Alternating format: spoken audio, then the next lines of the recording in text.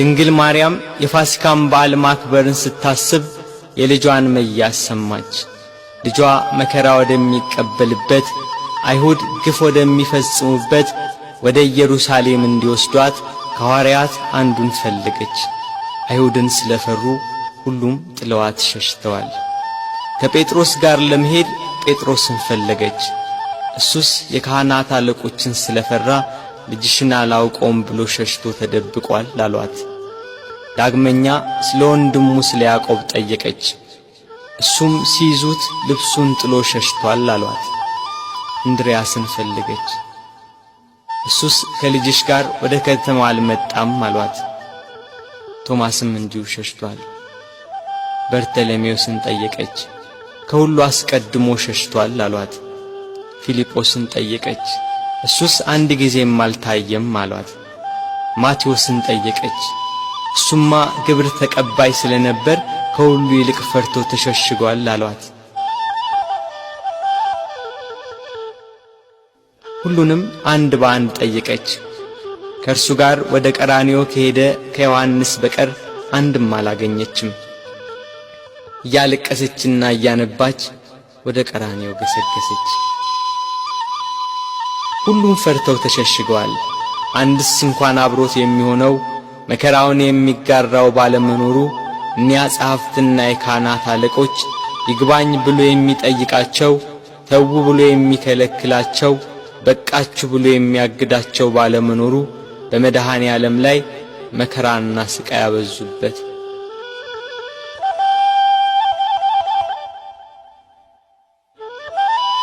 ጲላጦስ እንደ ሕጋቸው ሞት እንዲፈርድበት አደባባይ አቆሙት። ሊቃነ መላእክት በመፍራትና በመንቀጥቀጥ ከፊቱ የሚቆሙለት እርሱን በአደባባይ አቆሙት።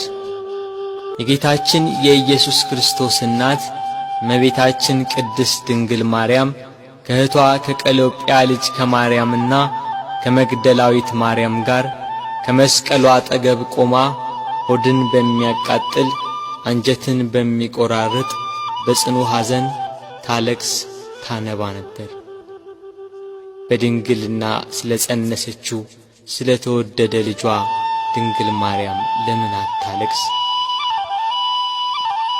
9 ወር ከ5 ቀን በማኅፀኗ ስለ ወሰነችው ልጇ ድንግል ማርያም ለምን አታለቅስ? የድንግልና ጡት ወተት ስላጠባችው ልጇ ድንግል ማርያም ለምን አታለቅስ?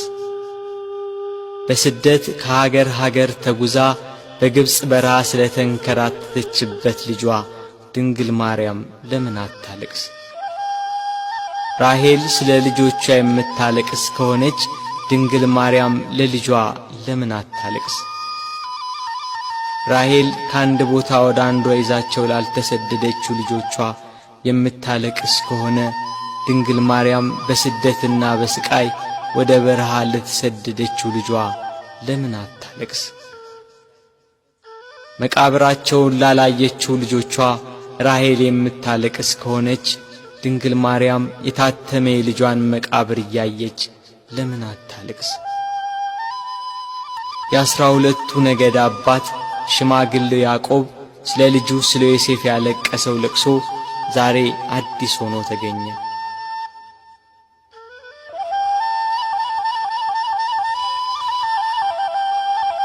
ያዕቆብ ልጁ ዮሴፍን ወንድሞቹ ሲያስሩት አላየም። ድንግል ማርያም ግን ልጇ በመስቀል ላይ ተቸንክሮ አይተዋለች። ያዕቆብ ዮሴፍን ወንድሞቹ ከጉድጓድ ሲጥሉት አላየም። ድንግል ማርያም ግን በአይሁድ አደባባይ ልጇን ተሰቅሎ አይተዋለች። ያዕቆብ ዮሴፍን ልብሱን ገፈው ሲሸጡት አላየም።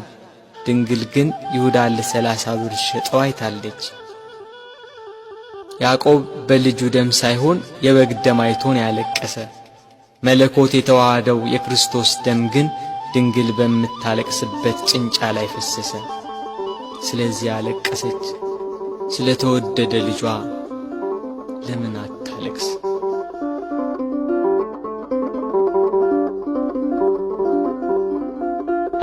ሰባቱ የመላእክት አለቆች መጥተው አረጋጓት፣ አጽናኗት። እርሷ ግን በመስቀል ላይ ሆኖ የሚሰቃይ ልጇን እያየች ልቅሶ መተውን መጽናናትን እምቢ አለች። አባቷ ዳዊት እሳት በሆነ ፈረስ ተቀምጦ መጥቶ አጽናናት። እርሷ ግን ልቅሶ መተውን አልቻለችም። ከወለደችው ጀምሮ ልጄ እያለች በስጋት የኖረች እናት ያሁኑ የልጇ ነገር ግን የመረረ ሆነባት። ልጇን ፊት ለፊት በመስቀል ላይ እያየች እንዴት ብላ ትታገስ? ምንስ ብላ ትጽናና?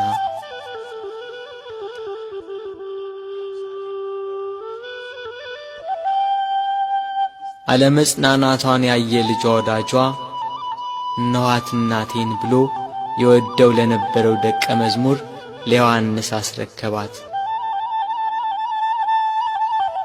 የደሙን መፍሰስ የጎኑን መወጋት የልጇን ሞት ባየች ጊዜ ከሐዘን ብዛት እንዳትሞት ለሚወደው ደቀ መዝሙር ለዮሐንስም ከሐዘን የምታረጋጋ የመዳን ተስፋ የሆነች እናት በመስቀሉ ስር በመገኘቱ እነኋት እናትህ ብሎ የእርሱን እናት ሰጠው።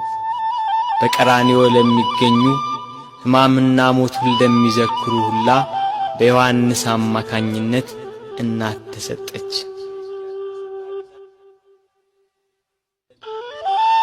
ቤት ከገባችም በኋላ መጽናናትና ልቅሶ መተውን አልቻለችም።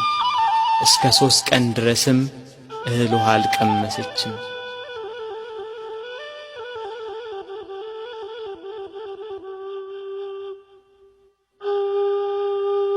ፀሐይ አናት ላይ ስትደርስ ብርሃኗን ከለከለች። በቀትር ፀሐይ በሚጠነክርበት ሰዓት ኢየሩሳሌምን ጨለማ ወረሳት። ጨረቃም አምላክን በመስቀል ላይ በማየቷ ደም ለበሰች። ከዋክብት ረገፉ። ክርስቶስ በመስቀል ሳለ ትንቢቱ ሁሉ እንደተፈጸመ ባየ ጊዜ ተፈጸመ አለ።